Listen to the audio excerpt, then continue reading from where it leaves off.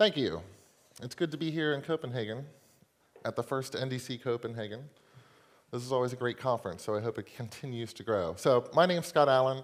I've been working with ASP.NET Core for at least 12 months, and currently 4 months into a project that's going to be in production hopefully in a couple months. And at the end of 2016 is what I call the good old days now. At the end of 2016, I was trying to put together a document that listed some opinions on how I wanted a particular project to be worked on. And I came up with a list of 56 things. And then I thought, well, if I just remove a few items and get to an even 50, that might make a nice conference talk where I could share all these opinions that I formed over the last year on ASP.NET Core. And that's what I have to present to you today. So I do assume that you know a little bit about ASP.NET Core already. I'm not going to go into the fundamentals. I'm just basically going to talk about some ideas and opinions and best practices for what I believe are the best way to structure your solutions and your projects, how to lay things out on the file system, how to structure your startup code, how to implement controllers with the MVC framework, how to apply client code and use client code frameworks like Angular and React and whatever else you want to do in JavaScript or TypeScript, some tips for the C# code that you write for .NET Core, some tips for views, and writing unit tests. Or, I'll take that back, writing tests, let's just say. So we'll start off with what you would start from day one, which is how do I structure my solutions and my projects and lay out my file system. And if you go out, and you look at how Microsoft structures all of the open source projects that revolve around .NET Core and ASP.NET Core, they all follow a rather consistent convention, which I think is quite useful, which is if you look at the top level of any GitHub repository that Microsoft has, there's always a top-level source folder, SRC. There's always a top-level test folder. There's always a solution file in the root of the GitHub repository, so as soon as you clone it, you know where to go and click on something to open it if you're using Visual Studio. And it's a nice pattern to follow, I think, for our own business applications to follow also, because it just is making sense and it's a convention here in this new world of .NET Core. And in addition to source and test folders, which are always there, I usually always include a couple other folders in my business applications, like a docs folder, which might contain some markdown files or HTML files or Word documents, whatever you're using to implement coding guidelines and architectural decisions. A place where when the team gets together and makes a decision on how to implement something or a direction to go, we can at least record that and keep it in the project and keep it under version control so you can see how things evolve over time. I also typically keep samples inside a top-level samples folder. So if you're writing an application, it might not make sense to have a samples folder, but if you're writing something that will build into a NuGet package that you're going to share with other members of the company or publish as an open source project, it's nice to have that top-level samples folder where people can clone the repository and open a working project inside of there to see how to make use of whatever you've put together.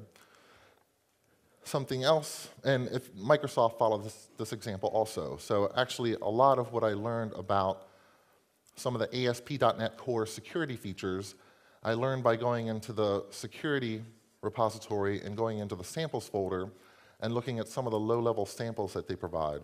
And actually, I've been saying for the last year that one of the great things about Microsoft open sourcing .NET Core and ASP.NET Core and all these tools and technologies is not that we have the source code. We've always been able to get the source code somehow with a decompiler, what have you. The great thing about this is we have access to little samples that they write to test out ideas or to document things. We have access to the unit tests, which actually describe how things are supposed to work at a low level, and describe not just how things are supposed to work, but how they're not supposed to work, or things that are supposed to fail.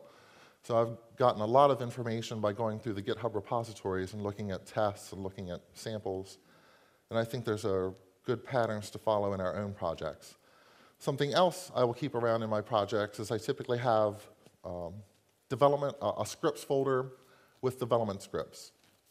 So these days, you might be using Visual Studio Code, or you might be using Visual Studio or Sublime or whatever, but chances are you're working with the command line somehow, somewhere, either because you're running .NET or because you're running Webpack or some NPM tool, or you're using .NET and you want to implement database migrations.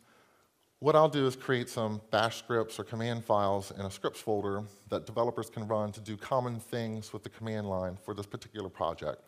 So for example, in the early days of a project, when you're still trying to prototype things and figure out your design, and you're using a database, perhaps with the Entity Framework, chances are you're creating a lot of migrations, you're applying those migrations, you're trying to drop and recreate the database. So I'll have scripts in the scripts folders so that developers can just say, add migration foo, and that will create a new migration based on the current state of the code and automatically apply it to the database. And there's nothing else they have to do. They don't have to remember to run .NET EF update database, and then, and before that, .NET EF migrations add. And one of those scripts might look like this. Go over to the data project, add a migration to it, update the database, and then put me back to the folder where I was, push D and pop D. I also like to add deployment scripts. So there's lots of techniques that you can use to deploy ASP.NET Core applications. There's lots of environments where you can deploy ASP.NET Core. You can put it into local, you can put it into IaaS, you can put it in Azure. You might be behind Nginx on a Linux system. Wherever you're publishing your code for staging, for QA, for production, I like to have some scripts that will automate that and actually have them in source control so that developers can run them and debug them, and we can see how they changed. And so this is just a screenshot. It might be hard to see, but this is inside of a resource group that was set up for Azure that will set up the app service for the ASP.NET Core application and set up the SQL Server and the DocumentDB and all of those things that are needed for a single deployment. And in Azure, you can go and produce an automation script that will give you a JSON file and a PowerShell file, as well as C# code and Ruby code, whatever you want over here, that will recreate that environment using some parameters to change names. So I like to go into Azure, say, give me an automation script, and then check that into source control also under a deployment folder so that I have all of that available for me. And of course, there's lots of other tools that you can use to do this across Amazon and so forth, Terraform being just one example. Making sense? There's also build scripts. So I like to have a proper build script into source control as part of the project. And this all depends on what your build environment is. So there's a couple projects that I have that will go out and use AppVeyor. Anyone use AppVeyor? It's one of those services that will set up behind the scenes a virtual machine for you and spin it up and build your source code and then throw everything away. But they allow you to go into the AppVeyor website, say, I have this project that's hosted on GitHub. Please pull the latest code whenever there's a check-in, and AppVeyor will do a build. And you can configure the whole thing in the UI. That's one way to do it. But that UI will also let you export a YAML file and check that YAML file into your GitHub repository in the root. And if AppVeyor sees an appveyor.yaml file in the repository, it will use the instructions in that file. And this just goes back to the principle that I believe anything that you can get under source control, you should put under source control. So I don't want to leave my build definition in the UI of AppVeyor somewhere. I would rather export it as a YAML file, check it into source control, and now I have a much better feeling for what's actually happening behind the scenes and what's changing over time. And even though developers can't necessarily use this YAML file to do a local build to troubleshoot things, it feels better to have this under source control.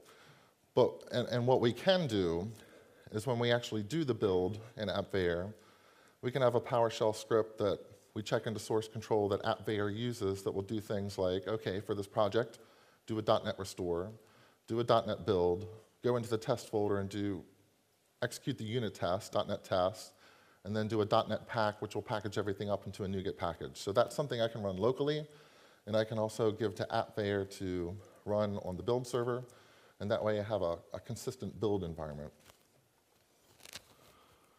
This also goes for Visual Studio, what do they call it now? Visual Studio Team Services in the cloud, Visual Studio Team Services online. They allow you to set up a build process graphically by adding these build steps that'll do .NET Restore, .NET Build, and so forth. And there was one project I'm currently working on where we have started down this path of creating build definitions this way. And that was fine for the first few weeks of the project, but as soon as things started getting more complicated, I wanted to rip all of this out and just include, there's a PowerShell script task that you can drop in as a build step that basically says, run this PowerShell script. And then, so I want all of the build things to happen, like the .NET restore and the .NET build. I want all that to happen from PowerShell, so I can run it locally, and I can debug it, and I can make changes, and I can check it into source control, and I can see what changes over time, and why something might have broken today if someone changed something.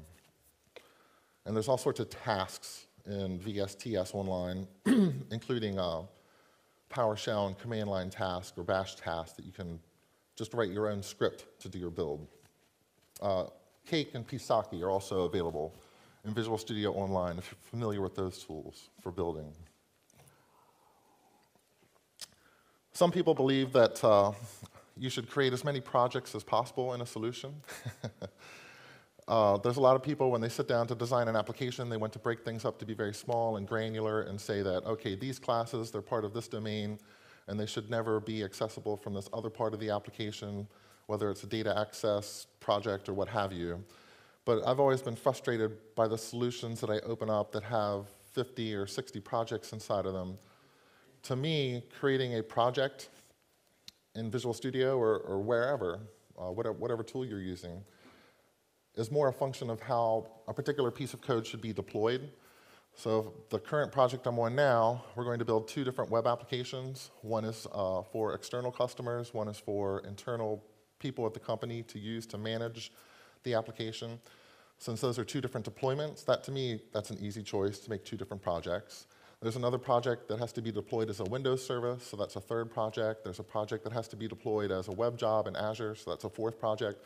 But all those projects we decided on because they were deployment units. And then when it comes to other pieces of infrastructure, things like data access code and so forth, I don't have a problem with, let's say, business logic and some data access code inside of the same project. And that freaks a lot of people out, and they say, how do you get a separation of concerns? And I say, as long as you have a good development team that understands what they're doing, it's not a problem to have all that code mixed into the same project.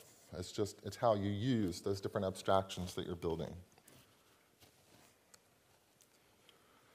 Startup code. So ASP.NET Core, we know there's a static main entry point. We're basically writing a console mode application at this point, and the web host builder that you use inside of program.cs will call into a startup code. So how do we want to organize our startup.cs file? That's the typical name for the startup file. To me, that file has 3 responsibilities and 3 responsibilities only. One responsibility is to set up the configuration sources for your application. And I believe that should happen inside of the constructor of that startup class before anything else gets going. Because when you tell ASP.NET Core that this is my startup file, the first thing it'll do is instantiate that class, then it invokes configure services, then it invokes the configure method. So startup, the constructor, to me, that's about setting up the configuration sources. Configure services, that is about configuring the inversion of control container that ASP.NET Core uses behind the scenes. So what components am I using? What are their lifetimes? How are they scoped? Are they scoped to an HTTP transaction? Are they singletons and so forth? And then configure, the method that takes the iApplication builder, that's all about configuring the HTTP processing pipeline. What middleware do I want in my application to process messages? So the constructor typically looks something like this. Use the configuration builder, add some JSON files, add some environment variables, add some command line arguments, whatever you want. I want to set up that configuration inside of the constructor. You can also, so a lot of the Microsoft templates, when you do like file new project in Visual Studio, they configure the logging inside of the configure method, which to me is irritating.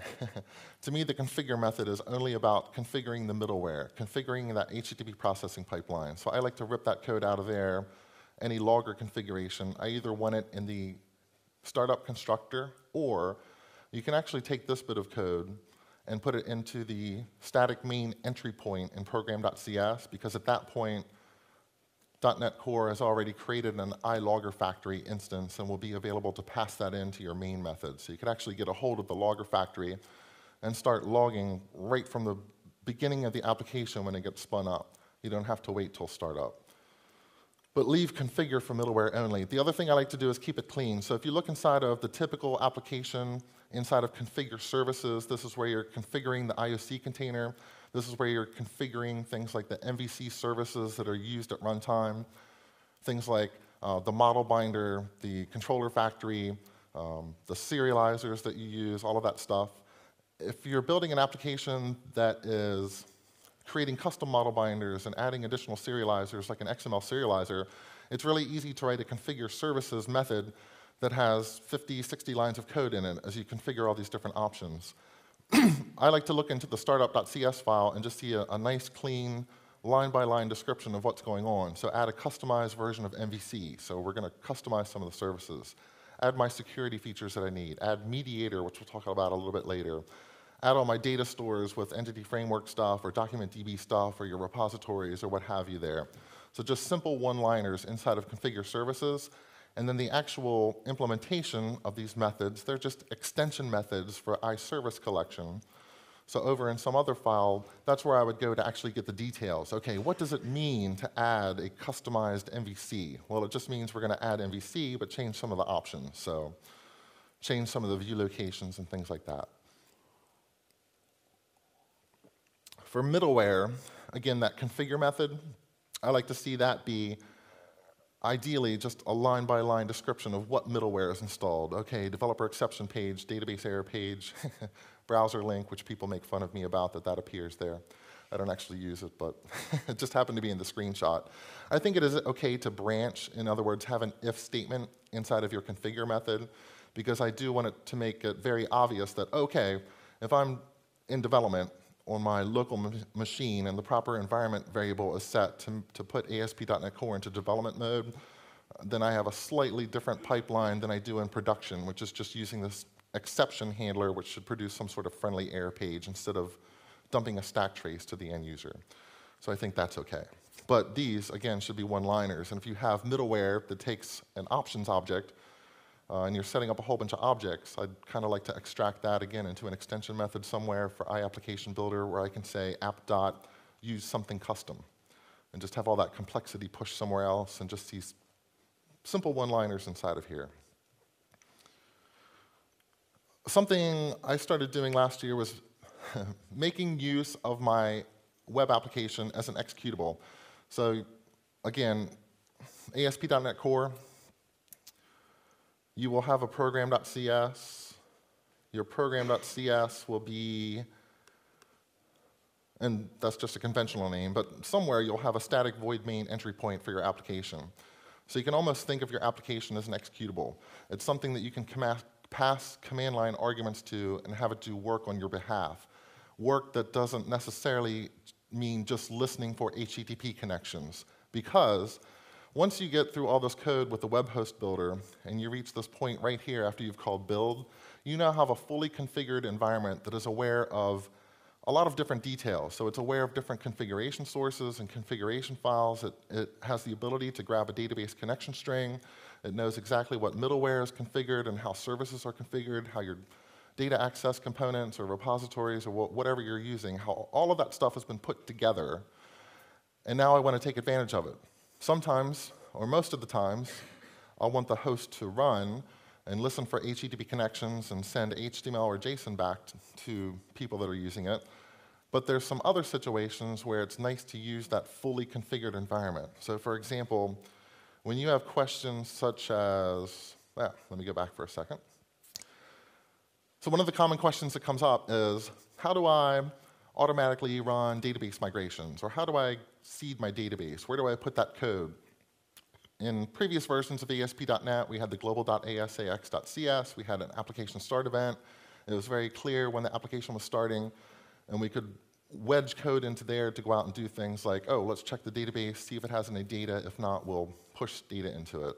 I like to do that now right from the entry point of the application. I have this process db commands method where I can pass in arguments. So I can pass in arguments. Actually, let me show you this. If I open up a script file here, there are times when I just want to drop my database, create a new database, migrate it to the latest version, seed it with some data, and then stop the application so it doesn't start listening for HTTP requests. I just wanted it to do that work because, again, it has access to all the configuration and all the services that are needed to pull that off. So these commands, dropDB, migrateDB, cdb, and stop, are all done from this process db commands method, which, and this is very brute force code, but okay, if there's a dropDB, we'll drop the database by getting a DB context and calling ensure deleted on it, on the database. Then we can run migrations, we can seed it with some initial data, and would I ever do this in production? No, but I might do it against a production database by logging into a server to a one instance where my application is running and telling it to do something like this, like migrate the database as part of a deployment script. And some people put this code like cdb, again, inside of the startup class, inside of a method like configure, which drives me nuts, because configure is just for middleware. So at least don't put it in that location. When you do this, there's one thing to be aware of, and I'm going to flip away from the slide again and come back to Visual Studio. Just be careful if you are locating a service outside of an HTTP request, because if you pull out a service from the service provider, like so, dear service provider, please get me this DB context. Typically, you configure a DB context or something that uses the database to be have a lifetime of scope it to an HTTP transaction, which is perfect, but if you pull out a service outside of a scope definition, you can easily turn this into a singleton, which is very dangerous. So with .NET Core, what you do is you ask for a iService scope factory that will give me back an object where I can call create scope. That's a disposable object, but anything I create in the scope, any services that I pull out, when I dispose that scope, they can all be thrown away, and I don't have to worry about them screwing up the lifetime, their lifetime definitions.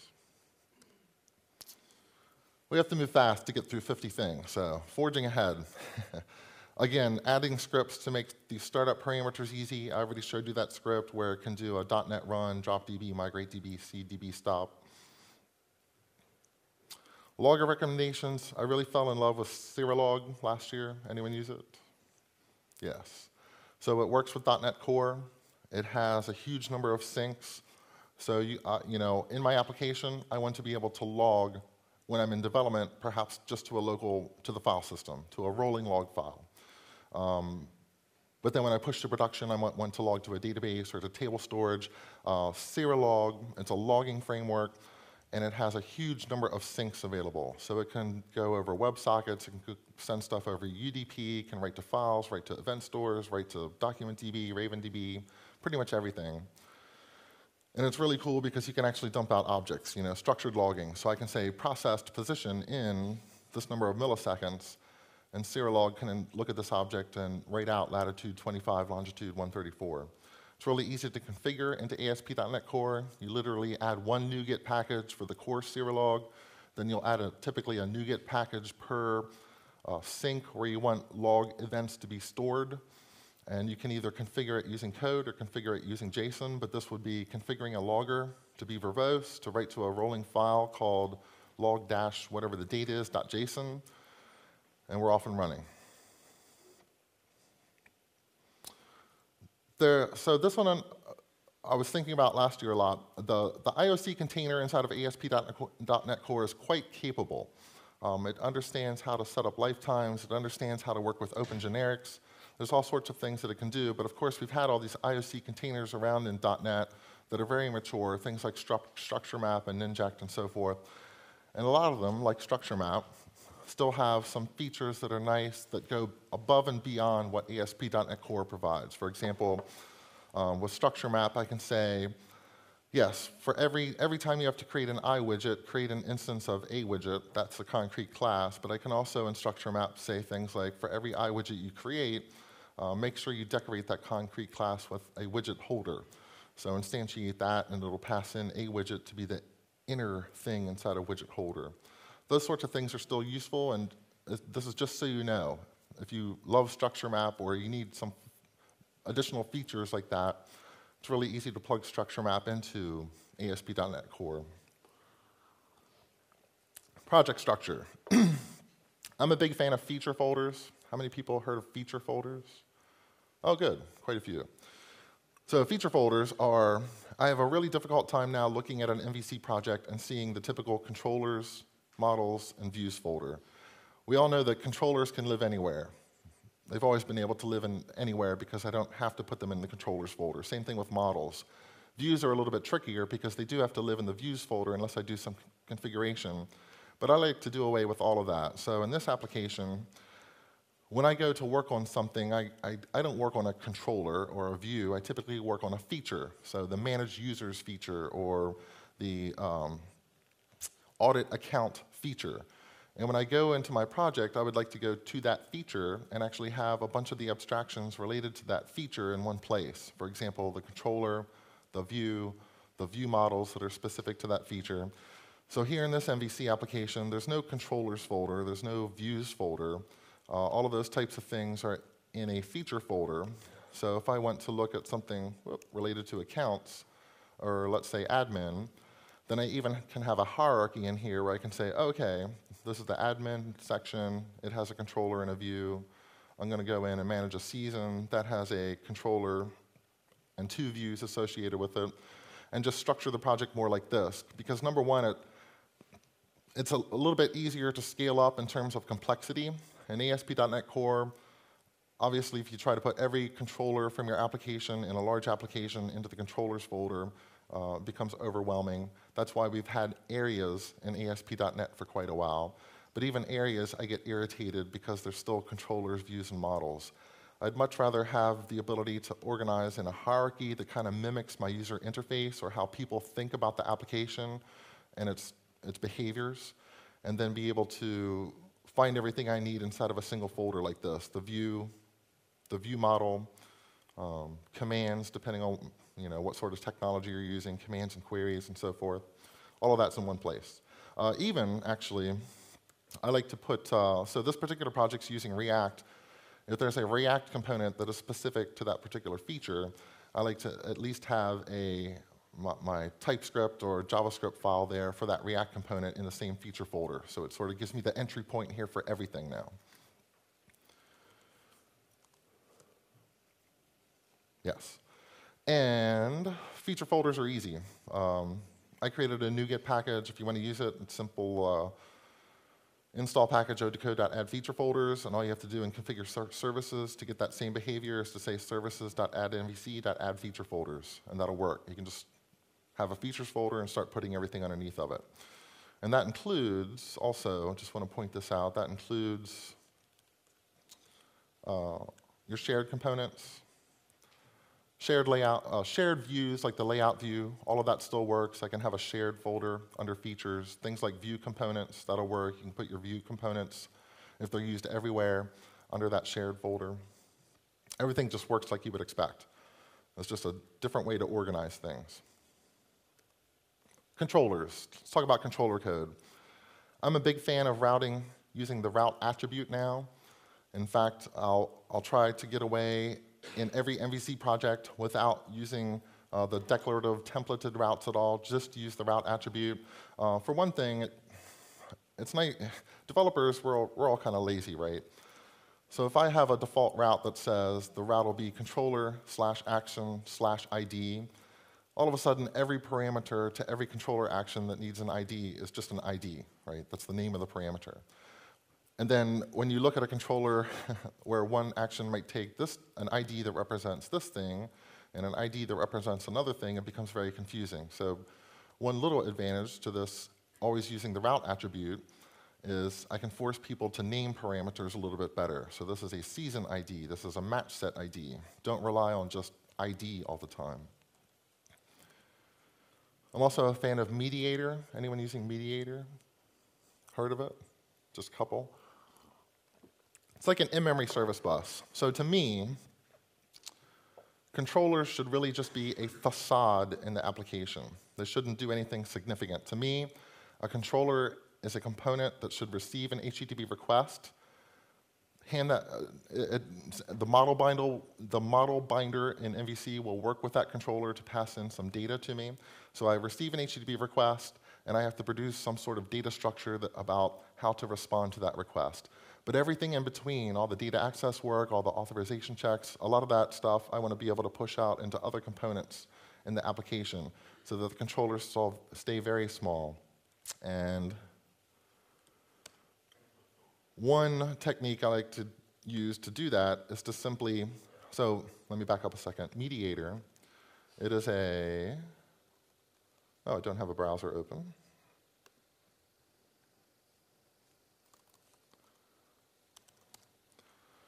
Open source project from Jimmy Bogard, author of AutoMapper and various other famous things.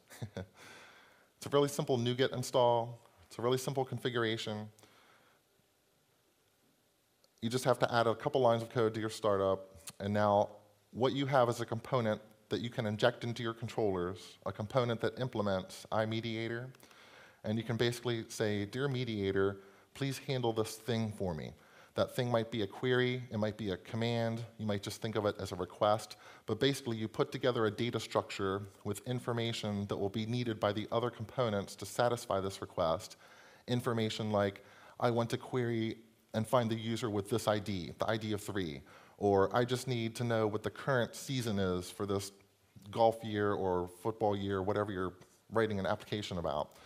And send that thing over Mediator. Mediator will find the component that is designed to respond to that particular query or command, execute some code, send back your result, which in this case might just be a simple view model, or it might be a data structure that you send back using an object result, so it's content negotiated into JSON, what have you. But all of the logic here goes behind Mediator now. I don't have to inject data access components or repositories or any of that stuff into this controller.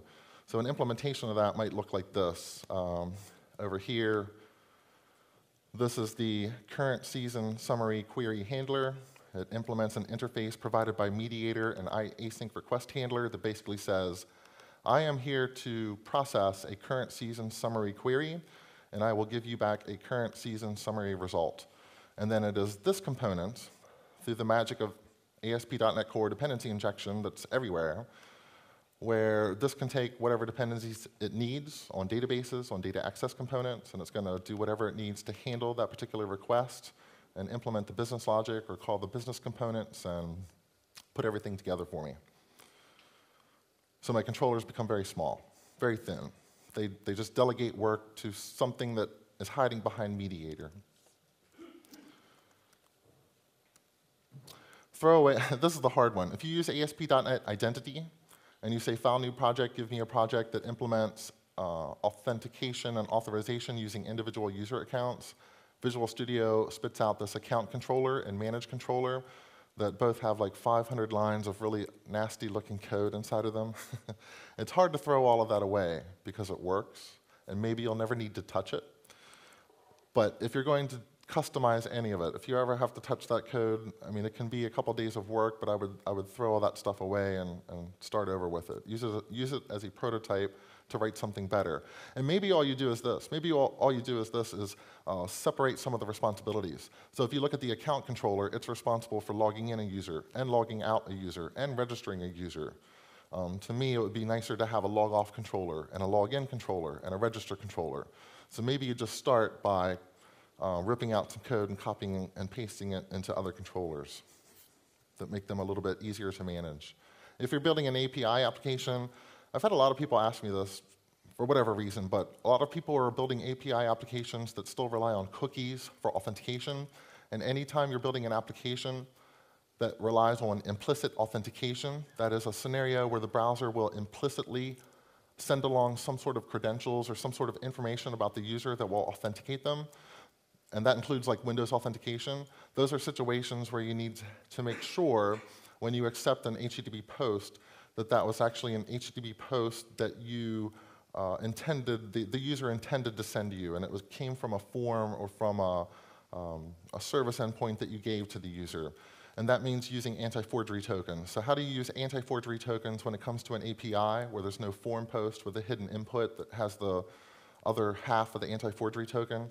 Well, with ASP.NET Core, it's really simple to build a controller where you inject a service that implements iAnti-forgery, and that component, the default component that implements iAnti-forgery, when you ask it to get and store tokens, it'll do two things. The first thing that method will do is issue a set cookie header to the client, which contains the 1/2 of the anti-forgery token that a browser would need to send along.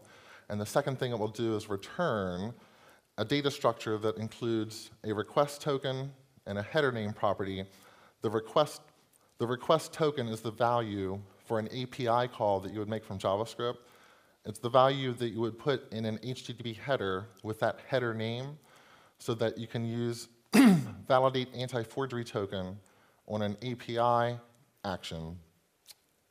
And ASP.NET Core will look for that request token and look for the cookie and make sure everything matches up. And if not, throw an exception that there was a possible forgery attempt. Embrace security policies. So one nice thing in ASP.NET Core that they've done is they've really embraced claims now with ASP.NET Core. So a claim can be, it's really any key value pair, like my name is Scott, my email address is this, my role is this and this and this. So claims are key value pairs. And the way you can take advantage of this is, let's go to, well, actually any of these controllers, I guess. User is admin. So there's two ways to express that I would want only administrators coming into this controller. I could use the authorize attribute. Of course, that would just force the user to be authenticated. I probably need something a little bit more than that. I can also pass in here a policy name and say authorize based on this policy, and we'll talk about what the policy is in just a second. But I would prefer to create a custom attribute that will, excuse me, I have to slow down a second. Finally recovering from jet lag when I get in front of people.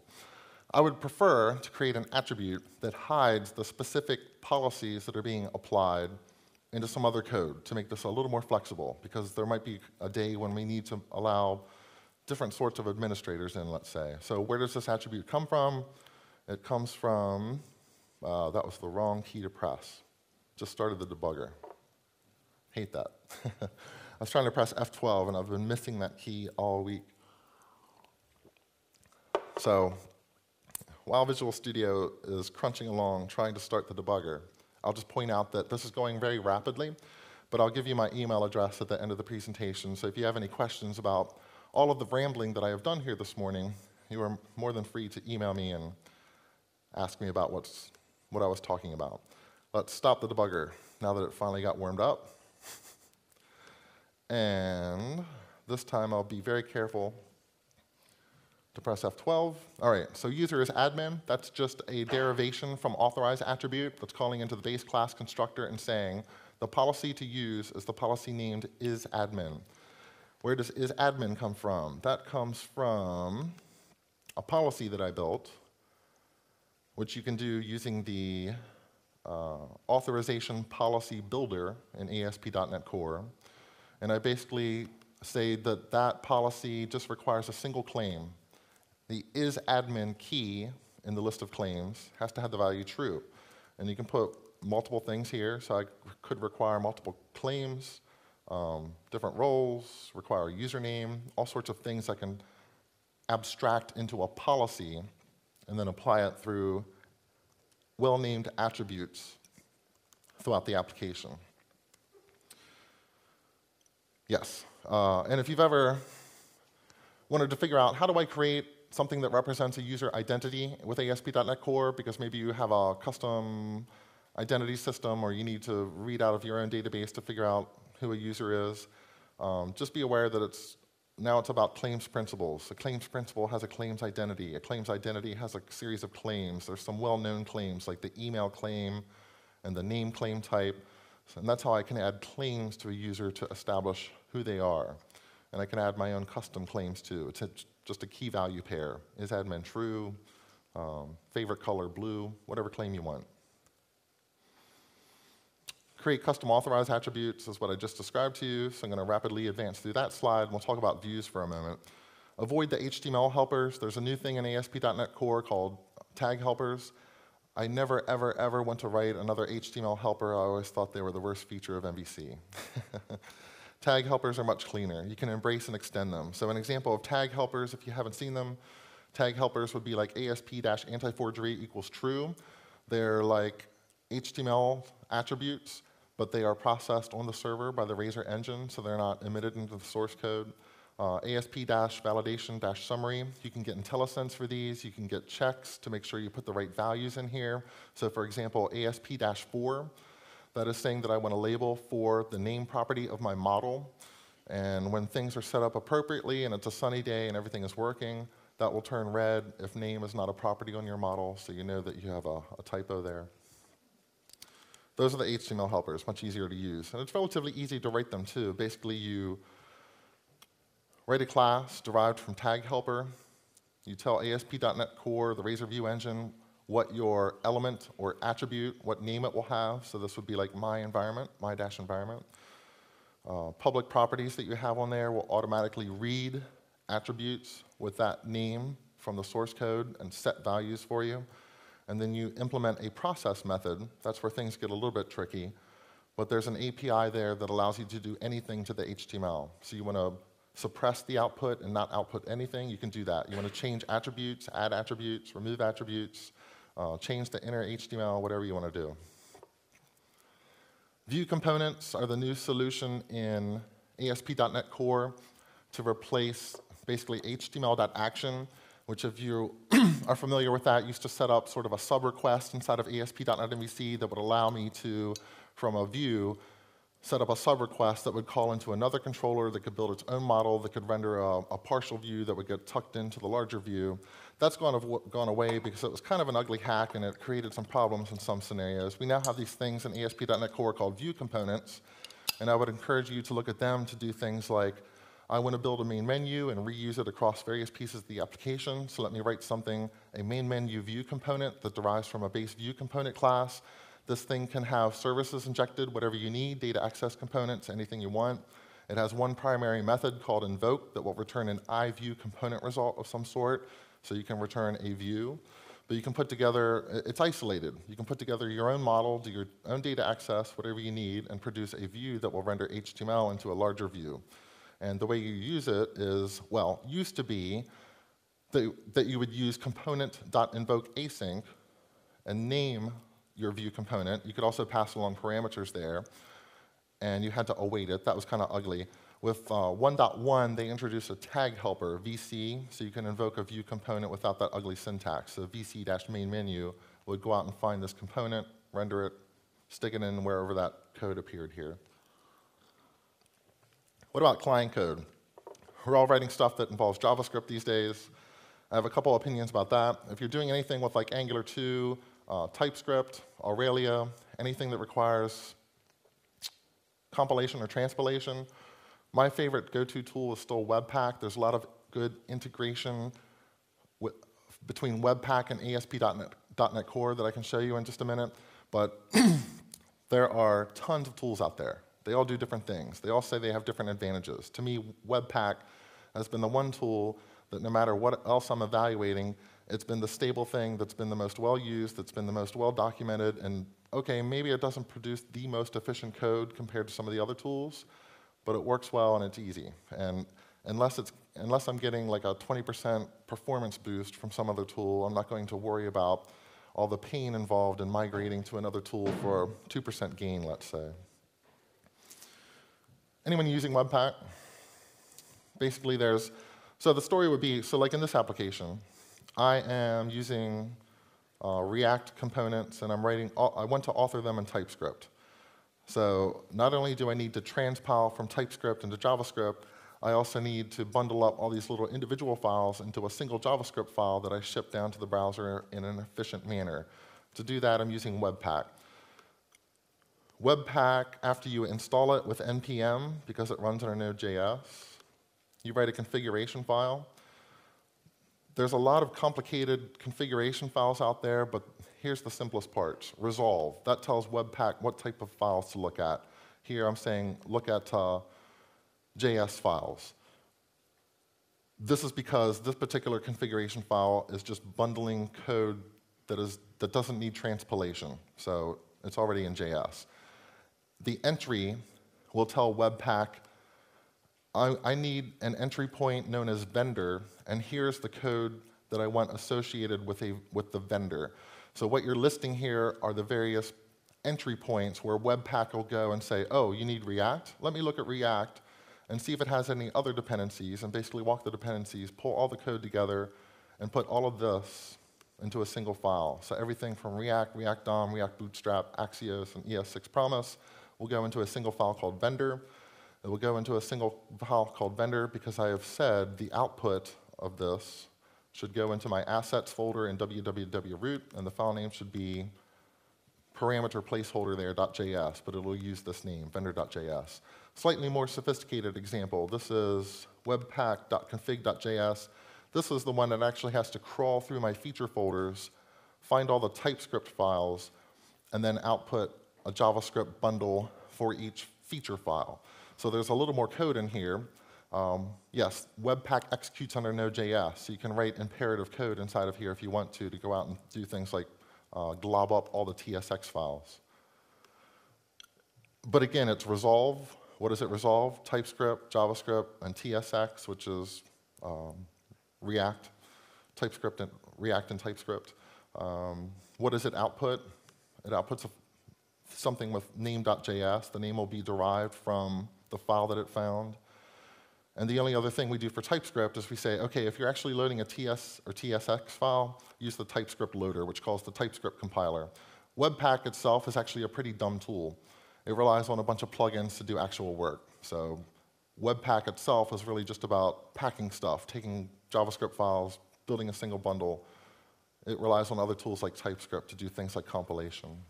So you can have multiple Webpack configuration files, as I demonstrated just there. You can, yes, use multiple configuration files. There's one other tip I wanted to give you, which I think comes later, so I'll come back to that. JavaScript services. Anyone hear of this? Fantastic project initiated by Steve Sanderson of Microsoft. He's the guy that implemented Knockout.js. Might have used that in the past.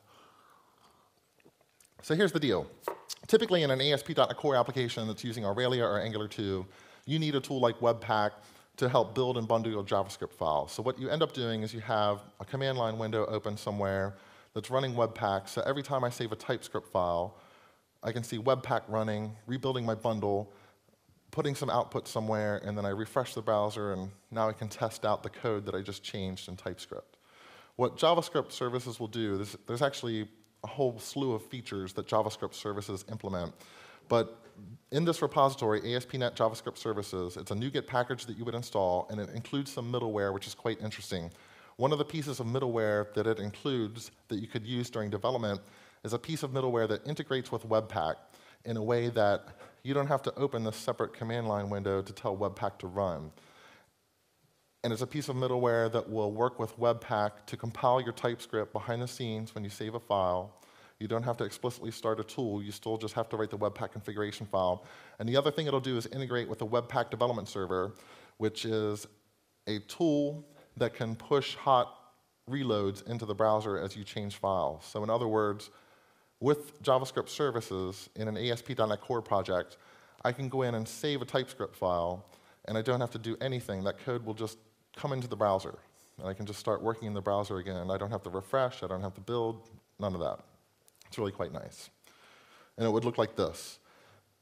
I would say most definitely, in development only, I want to use this Webpack dev middleware and enable hot module replacement. And so those two lines and a Webpack configuration file, and you'll be good to go using Webpack. I like to use Karma as a test runner, so that's just a suggestion, but I want to have tests for my JavaScript code. Karma is a tool that will work in an ASP.NET Core project. I mean, it doesn't know anything about ASP.NET Core. It'll work anywhere. It'll work with any framework, too. It was designed, I believe, by the Angular team, but it works with anything. Anyone use Con, Emu, or Commander? Yeah, a few people. So when you start working with all these command line tools and you start running .NET in one window and you're running Webpack continuously in another window, the built-in command prompt in Windows starts to break down a little bit. And that's why I like to use Con, Emu, or Commander, because they're kind of like iTerm in Mac OS. You can open up multiple tabs, notice down there at the bottom, so I can have multiple tabs with different command windows. And I can even tell both of these tools, which are, you Google for them, you'll find the downloads for them. to create panes, where I can have different things running in different panes. So if I'm running my unit test runner for JavaScript, I can have that in one pane, and Webpack building my bundle files and transpiling in another pane. And in fact, let me show you this. One of the scripts that I have checked into this project is a little script that I can use, which will basically say, we're going to start conemu, and in one window, run npm watch, the watch command. In another window, run my test watch. And by the way, put that into a new console that is split horizontally. This is an ugly syntax that conemu requires. It has to be all on one line. And then in a third window, run karma and split that window vertically. So when I come out and actually run that, which would be scripts.js, what I'll get is this sort of setup, which I can throw up on a second monitor, and any minute now, Webpack should kick off in one window, and Karma should kick off in the other window, and it's just all, everything I need is up and running. So that's kind of neat. I'm going to give it 5 seconds to try to produce interesting output. There we go. So fascinating stuff, right?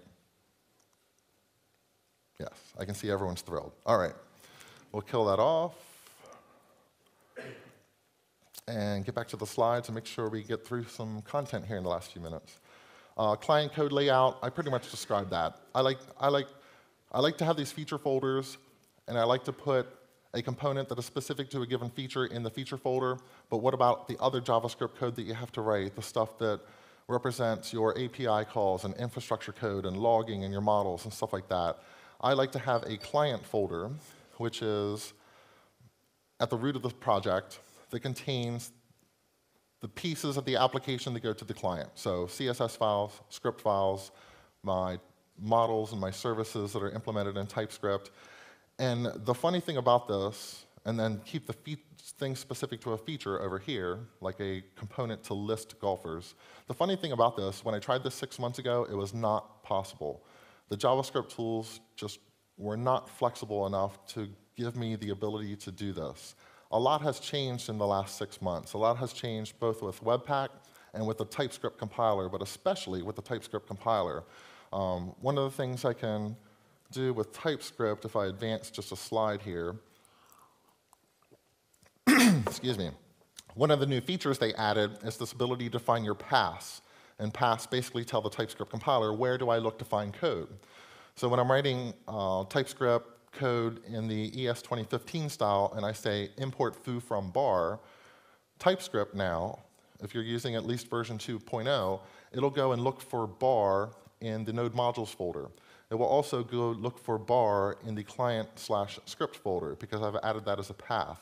And that just allows me to place my code anywhere, not have to use crazy relative paths or anything like that inside of my TypeScript files. I can just have well-known modules that TypeScript goes out and finds.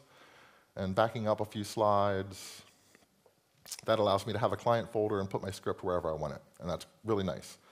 The other thing I would suggest is use NuGet as your package manager for all things .NET. Use NPM as your package manager for all things JavaScript, and that includes front-end frameworks. So it's actually, I don't want to say it irritates me. There's bigger things in life to get irritated about. But I find it crazy when people are still sticking to Bower. It's not that Bower is a bad tool, but NPM has been able to do everything that I need recently. So if I went to NPM install Bootstrap, the CSS framework, that's an NPM. If I went to NPM install jQuery, NPM install Axios, all these front-end frameworks and tools, I only need NPM for that. I don't need Bower. So all of my dependencies, both server-side and client-side, are stored in my NPM file. So everything to do with JavaScript, I just do that with NPM. And that includes, by the way, another thing that they introduced in TypeScript, which is you don't need, if anyone who's using TypeScript, if you upgrade to 2.0 or 2.1, I forget like the exact version number, you don't need the TSD tool or the typings tool anymore. Basically, for TypeScript development, if you want type definition files for a framework that you're using, like React, those used to be available by installing them with TSD, then they migrated to typings.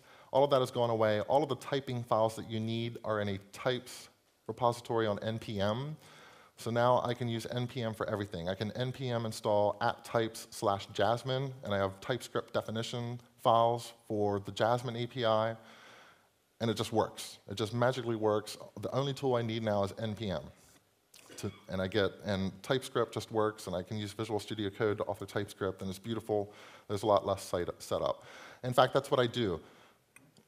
In this project that we're looking at now, any ASP.NET Core project that I use, I typically use Visual Studio to edit all my C# code because I really like to use ReSharper, but I'll turn to Visual Studio Code to do anything with TypeScript or ES 2015 because it just understands that code a little bit better, and it's very good with it.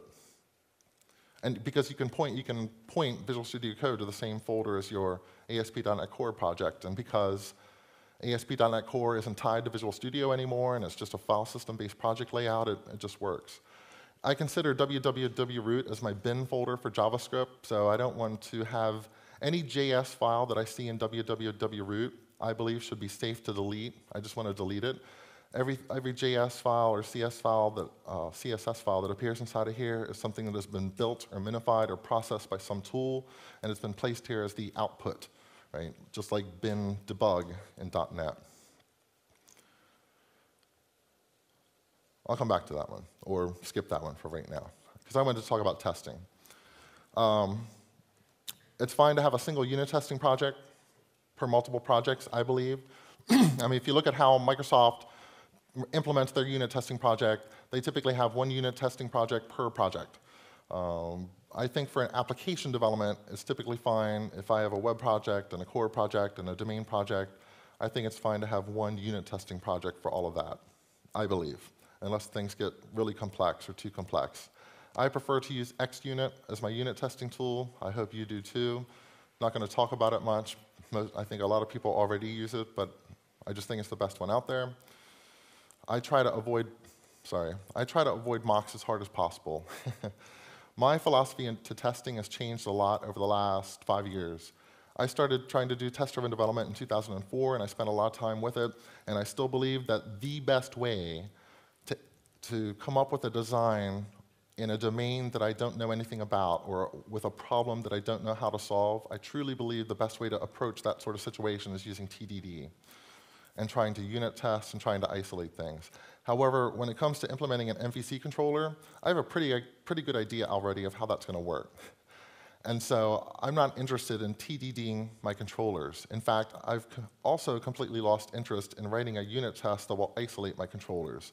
You might find that controversial, we can talk about it or whatever, but a few years ago when I was on a project where we were heavily isolating all of our controllers, where we shouldn't have a lot of logic anyway, but we're trying to isolate them, we're writing all these mocks, we were still getting so frustrated by all these stupid little bugs that were found because our unit tests were not testing the features of the system, they were testing that the controller invoked the mock with the right parameters, right? So I said, let's just throw all that away and write more integration tests.